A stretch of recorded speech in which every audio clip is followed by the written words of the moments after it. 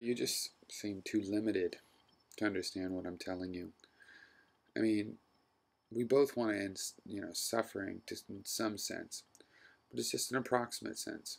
I'm saying the whole point of a lot of the things I'm saying is because it's important whether we focus on suffering or not. There could be something else that addresses the misery, the injustice in the world, besides suffering. And in fact, I think there is. I think it's oppression. Because to judge oppression is to judge a relationship, and we can judge relationships, okay? We cannot stop all suffering in itself. You would not want to stop all suffering, okay? You have this idea of minimizing suffering. Well, I'm telling you, we could eliminate oppression, all right? Eliminate oppression. Now, there's probably some sense in which you can say, oh no, there'll be something I can interpret as oppression. Well, I don't believe in absolutes, so fine, maybe there's some sort of an exception to that from some perspective. But the problem with getting rid of suffering is a lot of things. But think of it this way.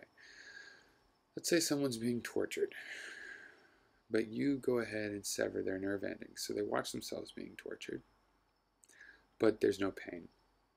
You've eliminated much of the suffering. Is that better? Are you now a better person because you eliminated the suffering by cutting their nerve endings? No, because you damaged their body. So that's the objective fact, is that you damaged their body.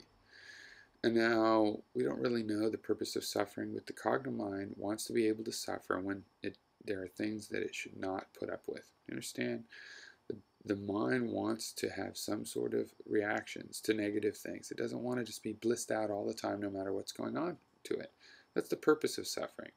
Oppression has no such purpose, okay?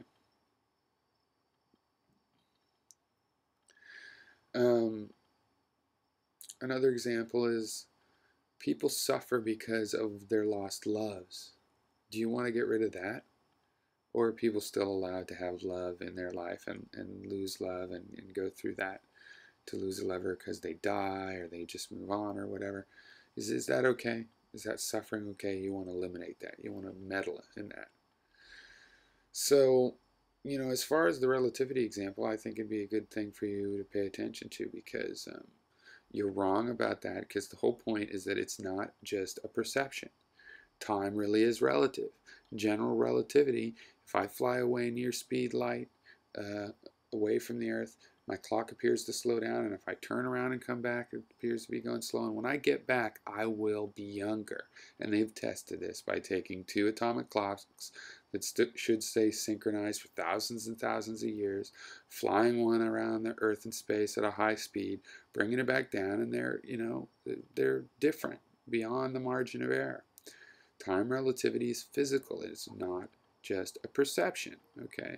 And this is important in these metaphors for those of us that do know we have no choice but to accept physical reality as it is, as it appears to be.